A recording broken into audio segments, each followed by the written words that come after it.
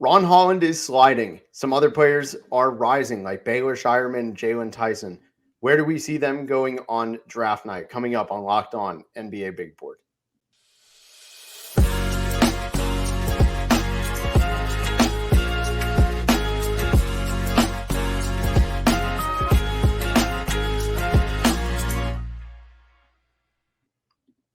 What's up? My name is Richard Stayman. You might know me better as @MavsDraft on Twitter. I'm joined by Leif Thulin. If you don't know Leif, he is one of the smartest college basketball minds out there. Just for reference, as a little foreshadowing here, he has been high on both Jaylon Tyson for all year and then Baylor Scheierman for as long as I've ever known the guy. That is a testament to him. He also had like Trey Murphy before the season at Virginia. Really sharp basketball mind. For me, I do NBA draft scouting reports, very high level. It's my pride and glory. I also do community mock drafts on my Substack, mavsdraft.substack.com. But this is not about us. This is about everybody who continues to listen to us. We really appreciate all of you. Thank you very much for making your first listen of the day Locked On NBA Big Board. I know James appreciates it. I appreciate it. Leif appreciates it. And of course, Rafael appreciates it. Today's episode is brought to you by Game Time. Download the Game Time app, create an account, and use code LOCKEDONNBA and $20 off your first purchase. Terms apply. We're going to talk about Ron Holland and his recent slip. There was a report that he may fall out of the lottery. I know he has worked out with some non-lottery teams, and I've heard of at least 3 workouts where he's been in, and he has been the only draftable player. He is a very unique prospect. He's not getting these private workouts. He's being treated as any other first-round prospect. Leif, what do you make of this fall? And what do you overall think of Holland? Actually, let's just disregard the fall for a moment. Where are you on Holland, and what do you like about his game at the moment? Yeah, he's an interesting one because in premise, you see 20 points per game playing professional basketball at the G League level. You see he's not a great shooter, but he's a very good athlete, defensively oriented, and can slash. And then even just having shooting deficiencies, still scored 20 a game, as I mentioned. So typically I like that type of archetype. Like when I came into this kind of big board season as college basketball found its way to a close, the NBA regular season ended, and I started working on big boards more attentively than just kind of jotting down notes, I had him at 4 initially. And I don't think that was too low, and I have him there in my latest one published. I'm working on a new one. But the more I think about him, and not influenced at all by who's sliding, what I realize is there are a lot of players in this class that have deficiencies, and then those players that are well regarded that have deficiencies have amazing strengths. His strengths, I don't think, are as clearly cut as some of those guys who have deficiencies. For example, I don't think there are that many people who truly believe Reed Sheppard's a good defender at the NBA level on the ball. But is he a 51% three-point shooter? Yes, he is. And so, there's that. Now, is he a point guard? That's the other question. But there's at least one strength. Dalton Knecht, terrible defender, quite frankly. He is a good athlete, but he's really not a great defender. Can he score the ball? Can he shoot the ball? Absolutely. Holland, you say he's a good defender, but what position does he guard? He's not as like a premium wing defender. He could be, but he's not a big wing defender. By that, I mean like the Jaden McDaniels 6'9" type. He's 6'6".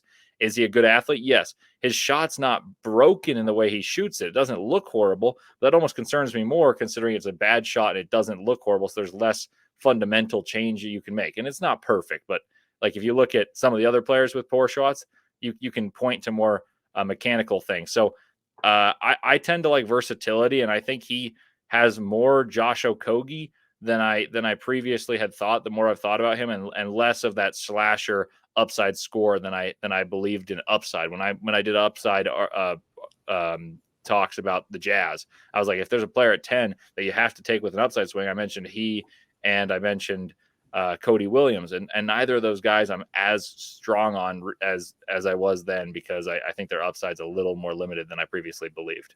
Yeah, the shot needs work. We saw it at the Combine. Leif and I were both there in person. In case you missed it, go check out some of those videos from a month ago.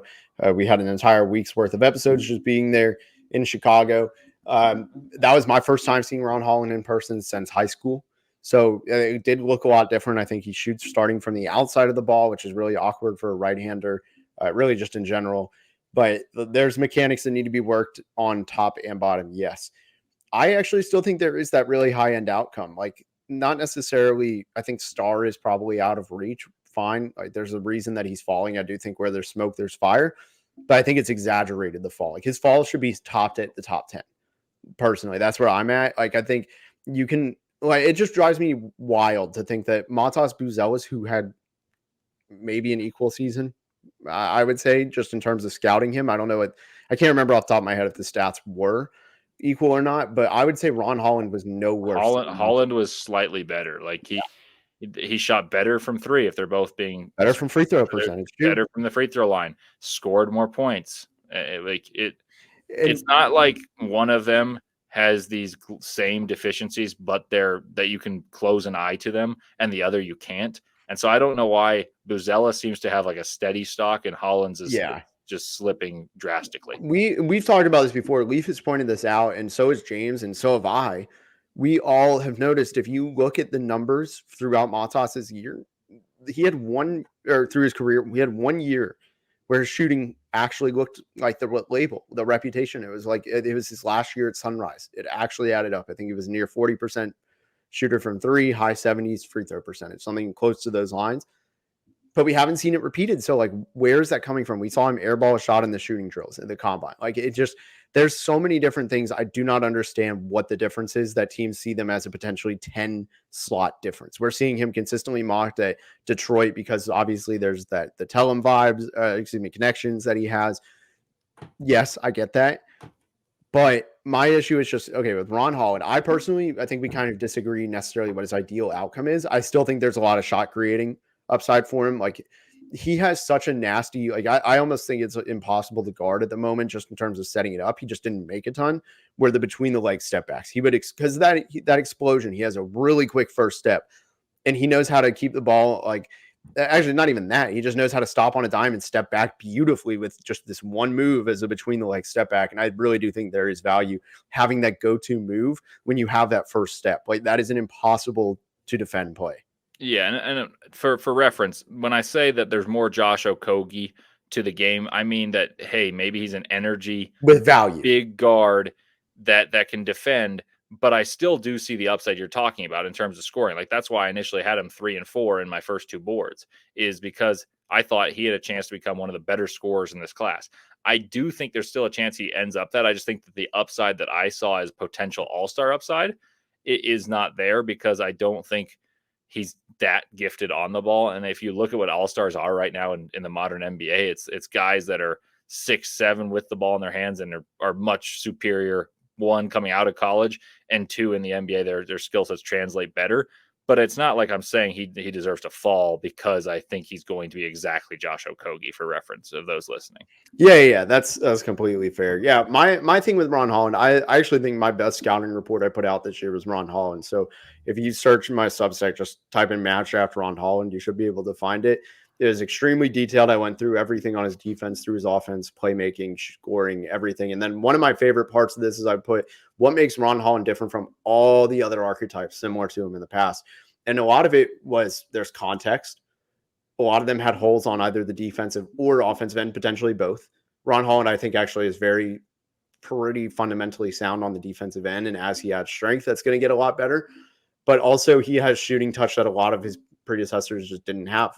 They didn't shoot, even though he shot 73% from the free throw line, he still ended up doing more than they did. So to me, I think that's the kind of guy you take a swing on with upside. Any other thoughts on Ron Holland's game in general? Any weaknesses you want to touch on? Because we have been mostly positive. Let me just ask this question, because I did an episode about, is the 3-and-D kind of a dying breed, something of the past? And what I meant by that is not is that archetype not helpful. Like, yes, everyone needs someone who can knock down threes and play defense, but a lot of the celebrated 3-and-Ds right now are very one-sided. So you look at the NBA Finals, Derrick Jones Jr. is a 3-and-D, but he's not a very good three-point shooter. The defense can relax when guarding him. They can leave him to shoot. You look at what Bruce Brown last year. Bruce Brown, same idea. You look at Jaden McDaniels, who's, I think, one of the most celebrated 3-and-Ds because his defense is great. He went 6 of 8 in one of the games, but that was because the game plan allowed him to shoot those threes.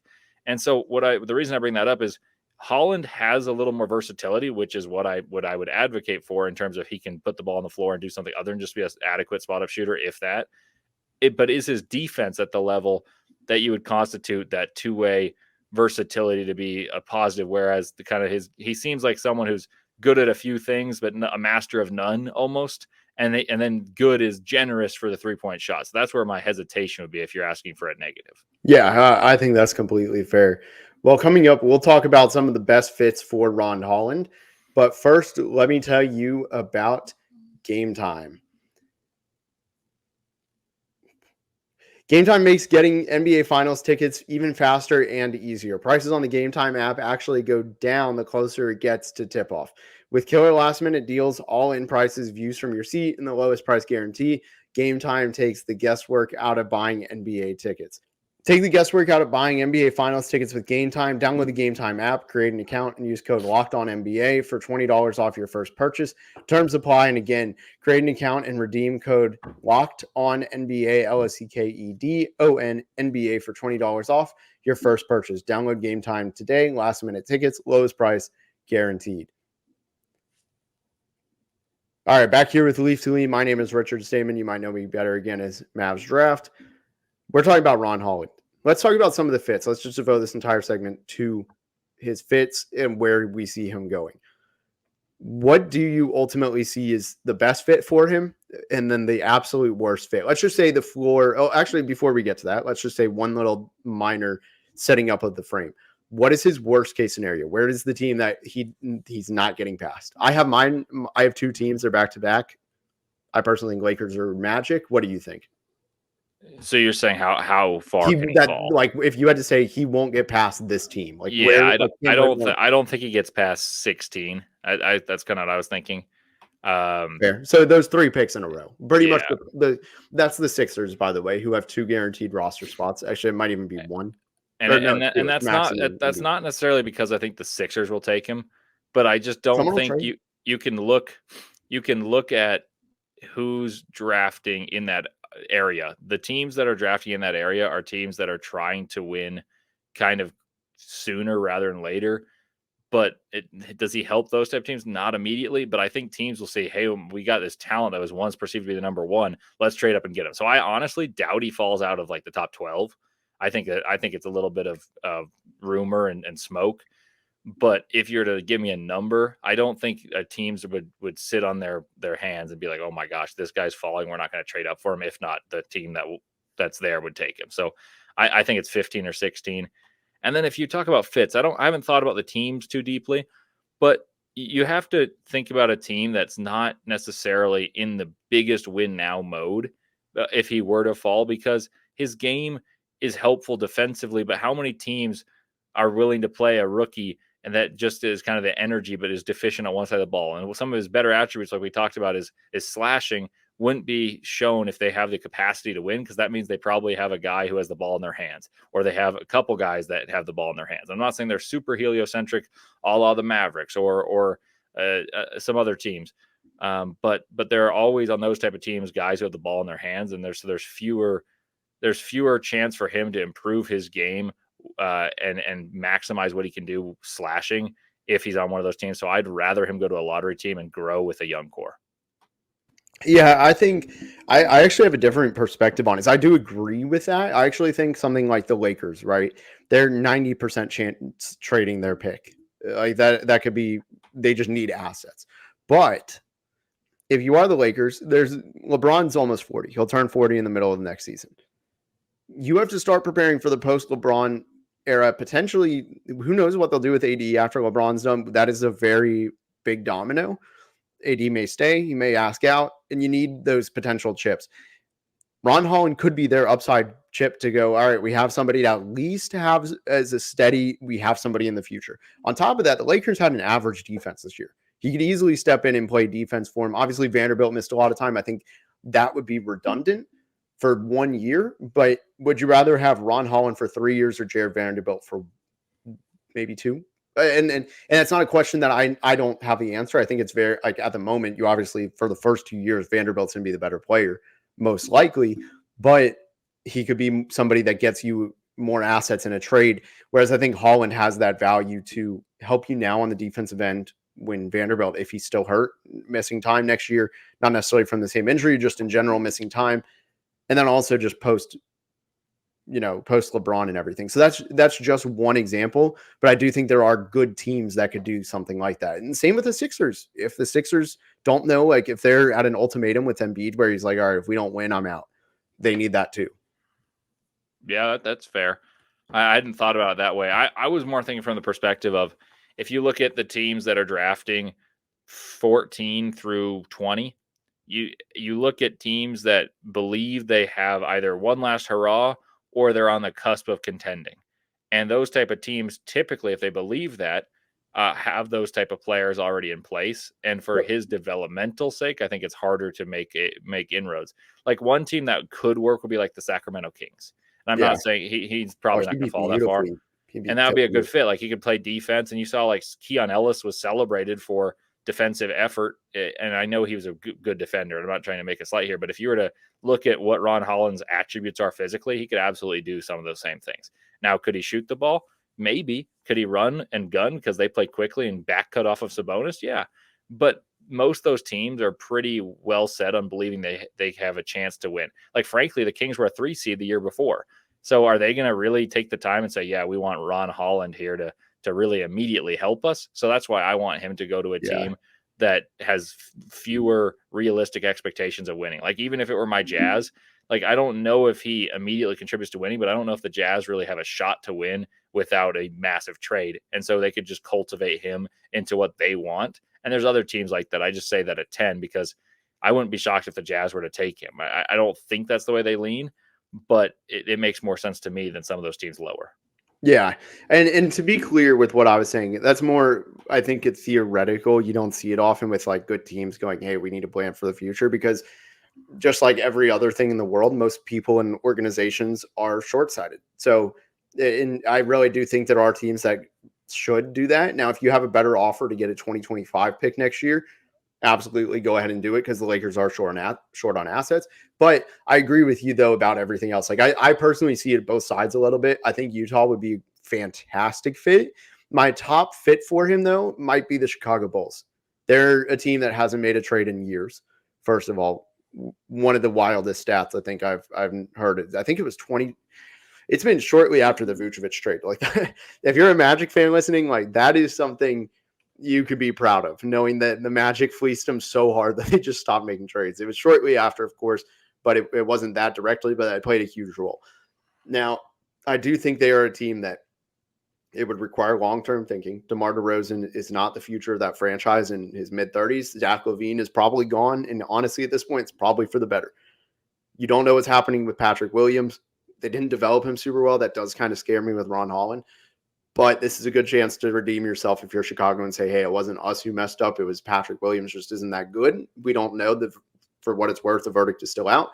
But I do think Chicago could be a great fit because they're in limbo of this kind of mediocre, but they're just good enough to be in the play-in. So they're not like at that point of truly missing everything and also not wanting to rebuild. They're really towing that line. Ron Holland could be that upside play that helps them a lot. And even if he's not helping right away, like, or in the short, long term, like next 3 years, you at least have somebody next to you for next year's draft that you can draft high upside. Yeah, that makes sense. I can get behind that. Cool. Well, I think that's his best fit. If he did end up going in the top 10 personally, I don't know what you think of this one. This will be the last big fit I like. But what do you think of Portland? Their team, I feel like that just needs upside. I've thought about that one. And I go back and forth. And in a weird way, I think the same thing in Detroit, which is, it makes no sense because they got a bunch of that kind of ball in hand guys, both players. So let's go through Portland's roster. You've got Scoot Henderson you want to develop. You have Anthony Simons, who's kind of a veteran now, despite being very young. And then you have Shaedon Sharpe. And so it's like, okay, how many of those guys are you truly going to be able to keep? But are all those guys going to be staying? Probably not. So that means you have 2 guards, so he could play the 3. And you have an uber athletic backcourt, and you can grow together. Detroit, you have Cade Cunningham, Jaden Ivey, and some other players, and you got Thompson, and you've got a few other players that are young, and so he could fit a timeline and just kind of become this hustle culture, and may the best man survive, along with Cade Cunningham and Jalen Duren, between he, Ivey, and Thompson. And so I in those ones, I don't like it from a basketball standpoint because it's redundant, but at a certain point, nothing's working right now. So you might as well take a player with upside and see what you can get. And if there's gold at the bottom of the well, you might as well start digging, because they're not winning immediately. So in a weird way, in a backward sense, I kind of do like those fits. I don't think they'll be picked that way, but like I can explain the logic in my head for it. Yeah, it kind of makes sense. Well, that's enough Ron Holland talk. I think we've talked about him for a while, 2 segments here. I think we're both pretty big fans, but unsure of what his actual stock looks like. We're going to talk about Baylor Scheierman and Jaylon Tyson coming up. But first, let me tell you about Prize Picks. With Prize Picks, you could turn $10 into $1,000 in single game watching your favorite sports this summer. You can make Prize Picks lineups in as little as 1 minute. That's 60 seconds. You just need to pick more or less on 2 to 6 stat projections for players, and you're locked in. If you're looking for promotions, Prize Picks has you covered every week, from lowering select players' stat projections on Tuesdays, which increases your chance of getting a win, to getting your entry fees back if you have a losing lineup on Fridays. With the finals, you can make a lot of different picks. I personally am not huge on this kind of stuff, but I have definitely warmed up as I've been more and more invested in the playoffs than most years, with the Mavs making the finals. Again, I'm Mavs draft, so it kind of makes sense. So download the app today and use code LOCKEDONNBA. That's all one word. For a first deposit match up to $100. That's code LOCKEDONNBA, one word, for a first deposit match up to $100. All right, last segment here. Leif and I are going to talk about his absolute boy. I talked about this at the very beginning, and now we're here 20 minutes later. With Baylor Scheierman, I want to say something about Leif. Like, I'm just going to give him the spotlight. Again, I said at the beginning, he had Trey Murphy as a first-round prospect before he was on people's radars. Like, that is an incredible find. He has had Baylor Scheierman since this guy was in the portal going from South Dakota State to Creighton. And it might go further back than that, because that's all I knew about it. He probably saw him at South Dakota State and I was like, this guy's good freshman year at this point. Baylor Scheierman is his guy. Like, if you're going to say who is for me, I'm the Desmond Bain guy, right? Leif is the Baylor Scheierman guy. Absolutely. He owns that title. So, So Leif, the floor is yours. Sell everybody on Baylor Scheierman why you at one point debated him against Dalton Knecht, not to throw you under the bus, but it's their stock isn't that far apart anymore. And I think it's up for debate. Anything is up for debate in this draft. Well, I appreciate the shout out. And for reference on that podcast, the pitch was, if Knecht is a top 10 guy, why is Scheierman 40? Is I think what the premise was. Which is fair, by the way. So I likened the two in terms of the roles they'll play in the NBA. And I think they're far more similar than those numbers would indicate, as a top 10 versus a top 40 pick. And now you're seeing Scheierman's going to go in the top 20. So what I like about Baylor Scheierman, and this is going to sound really stupid, but it's this simple. He can play basketball, and he knows how to play basketball, and he plays within himself. So what I mean by that is, what is he good at? It's all the things you ask someone who's going to be a role player to be good at. He is a good shooter. I'd argue one of the best shooters in this class. He is I'd say at least a top 5 shooter. He's a 39% shooter, but on 8 threes. I believe in volume being one of the best indicators of shooting ability. Now, what else does he do well? You don't want to be one-dimensional if you're a role player, because that labels you as a specialist. Well, he averaged 9 rebounds per game in the Big East, was a first-team All-Big East guy, in which the conference had the number 1 overall seed, the champions UConn, had a 2 seed Marquette, a 3 seed. Yet Scheierman was arguably the best player in that conference. And Devin Carter won the award, and deservedly so. But that guy's going to go top 15 in the draft as well. Scheierman was a 3rd-team All-American. Now, what else did he do? You mentioned South Dakota State. He was a point guard there. He averaged 4 assists for Creighton, and it was an on-ball point guard who shot the lights out with off-the-dribble shooting. And then at Creighton, he comes off pin downs and shoots. He attacks closeouts and scores. We watched him at the Combine. Shot well. Everyone expected him to shoot well. But we watched the shell drills. We watched the scrimmages. And who was the best player there? Not by my account, not by Richard's account, by everyone's account that we spoke to. Like, we talked to 15, 20 people in the hallways coming back from those scrimmages, and everyone, the buzz was Baylor Scheierman. And I didn't even know people. It wasn't like, oh, hey, that's my guy to anyone. They'd be like, man, what'd you think of the scrimmage? And we'd ask that, and they'd say, Baylor Scheierman's good, man. And everyone was saying that. And then you ask them, okay, we talked to a Sun scout. The Suns pick at 22. We asked him about Baylor Scheierman, and he said he might be gone. And this was on the very first day of the Combine, before the actual basketball was played. So my pitch in sum is basically, you're getting a guy who is rugged, he's tough, he's a veteran, knows exactly what his role is going to be, is going to shoot well, can facilitate, will rebound, and will try hard. And he was the loudest person in the gym communicating. So I think he's the ultimate role player. And in a world where you're trying to get players that can contribute as soon as possible with the CBA and the new apron, he's the dream of people drafting 15 through 25. Yeah, I completely agree. That's a damn good pitch, by the way. If you want, I've been saying it for a while, so I've practiced it. It flew off the tongue perfectly. Yeah, if you're looking for somebody who's a high level rebounder on the wings and a good, he's not a traditional playmaker. Like, he doesn't run pick and rolls and make these fancy passes, but he keeps the offense flowing. If you're looking for somebody who does that at a good rate, plus rebounds, plus shoots the ball not only at high volume, but at a ridiculously high percentage. Because this year he shot 38% on 200 threes. That's really, really good. It's pretty rare. It's only happened really, that level has only happened one other time in college basketball. And the big difference between this player and Baylor Scheierman is Baylor's feel for the game is so much sharper. And you'll know exactly why I say that, because there's one historic play with this player, Denzel Valentine, that is one of the lowest basketball IQ plays known to man. But he's still, I know you're about to say it too, that actually, like, that one play rags on him. I don't think his whole basketball IQ was low or anything. He just had more flashes of just mistakes. Whereas Baylor Scheierman, you really have to hunt for boneheaded mistakes. You won't see it. And I feel like that value, it took me a long time to come around. It has a place in this league. Okay, here's the thing. Denzel Valentine at Michigan State, if we're evaluating 1-to-1, his senior year was unbelievable. It was better. It was better. Yeah, Denzel Valentine, I thought, had a real claim to win Player of the Year. Like, Buddy Hield had a real claim. Frank Mason won it, but I thought Valentine and Hield were better than Frank Mason, frankly. That's a whole different tangent. But the other thing about Scheierman and Valentine is both those guys were playing point guard at different stages, but they were the 2 guard earlier in their career or later in their career, vice versa. In fact, they're switched. Valentine played the 2 for much of his career. Then he went to the point guard. But that shows me importance is versatility. I talked about this about Holland, that I don't want a player who's just pigeonholed into being an off-ball guy.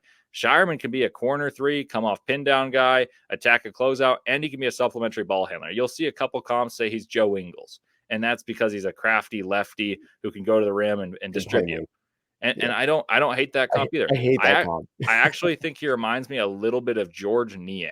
And I've said this before. He's not a power forward, though. He's a small forward. So he's big for his position, just like Niang is in a rugged sense. Knocks all the shots down in the world. You shoot 40+% in the NBA as a 6th, 7th man and rebound the ball. Scheierman rebounds better than Niang despite being smaller. Has tremendous feel for the game. So I think he's going to be a top 20 pick.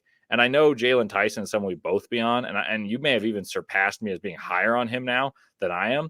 But I did an episode January 1st of this year saying I've got 2 top 20 picks that are regarded as top 40, top 50 picks. And it was Tyson and Scheierman. So I'm still ringing the bell on this one. I think there's a real chance that both these players go in the top 16, 17, maybe Tyson 14 of the Blazers. And I could see Scheierman going 17 or 18. Yeah, I love that. So let's talk on Jaylon Tyson real fast. So I've given this spiel a lot, but we have some new listeners, I'm sure, given that that the draft is less than 2 weeks away. Jaylon Tyson's context is outstanding, even though on paper you have to dig a little bit because that on paper doesn't look great. He was at 3 schools in 3 years. He transferred from Texas because he decommitted from Tech to follow Chris Beard, who promised him playing time, outright lied, and never played him. He left mid-season. He had enough. He was like, I'm just going to train on my own, not waste my time with this, which you can look at, okay, fine, there's elements there. Then he goes to Tech, has a really good year in a lower usage role, thrives there, pretty much was set up for success for a junior season.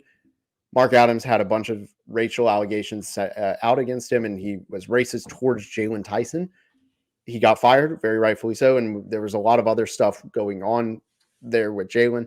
He transfers to Cal, who was in the first year of a rebuild and massive culture change. They didn't win a ton of games. He's not the reason they didn't win. If you watch, I think, one Cal game, it's extremely clear to see that, like, if it wasn't for him, that team would have been on DePaul's level. No, Richard, let me just put something out as a Pac-12 guy. Jaylon Tyson meant the most to his basketball team of anyone in the Pac-12 conference. Yep. Like, if you took him off Cal, they were absolutely atrocious. Instead, they ended up at a respectable level. Like, they should have won a game in the Pac-12 tournament, and they ended the season well. If you started the season from January onward, Mark Madsen's crew played well, and Tyson was scoring 20 a game with the ball in his hands, shooting nearly 40 from three with like about 4 assists, if I remember correctly. And it was within the flow of offense. It wasn't forced basketball you sometimes see a good player on a bad team do. Yep. They went one game under 500 in the Pac-12. So there's a lot to like with him. He's a dribble, pass, shoot, wing. I really like his game. Leif said it. I have him number 11 on my board. This year I'm going with guys who I know are going to stick. I know Jaylon Tyson's going to stick. That dribble, pass, shoot, athletic, hardworking, good intel kind of guy is going to stick. Now, it's weird that the mocks haven't found their way yet with him, but I do think that's going to ultimately be a big selling point for him. It's just everything's going to come together on a team where things are more easily able to succeed. Where do you have these two ranked on your board? That's a great question. This will bring it home. I didn't say the Scheierman while you're looking. I'll tell. So I Jaylon Tyson at number 11 on my board, right behind Nikola Topic. And then I have Baylor Scheierman number 22. It's a mixed bag of players. I'll share. My big board's coming out next week. I'll let you guys see it then. I'm pretty pleased that I've swayed you so high on Scheierman. I mean, one last thing is we're running close on the end here, but like, look, the combine scrimmages, he's the only player who moved me. He was the only player that, like we talked about it, it's a feel for the game test. He passed it with flying colors. The stats all indicate like these kind of guys, they do not fail. Like I thought the shot wasn't that pretty. Then I saw it in person. I was like, I was just overthinking it. Sometimes you can't see everything on film. That's the value of in-person scouting too. I just, what are we doing not having this guy in our first rounds? Like I think he's a lock. And anytime I see in a mock that he's not a first round pick, I just kind of laugh and I don't take it seriously at this point. Yeah. So my latest board that's published, I have Scheierman 15, Tyson 19. I've been working on one. I was on vacation, so I haven't done as much work as I wanted, but I think I'm going to have Scheierman 15 still and Tyson 16. So right in a similar range. I really like both of them. I think Tyson likely goes higher because I've heard some teams like him in that range. But I wouldn't be surprised at all if a team goes up and gets Scheierman. A winning basketball team wants a winning basketball player. Agreed. I'd love to see him in Orlando. I'm a Magic fan as well. Well, this has been a fantastic episode. We talked a lot about Ron Holland, Baylor Scheierman, and then Jaylon Tyson. We'll be back later this week. For Leif Thulin, my name is Richard Stayman, and we're out. Thank you.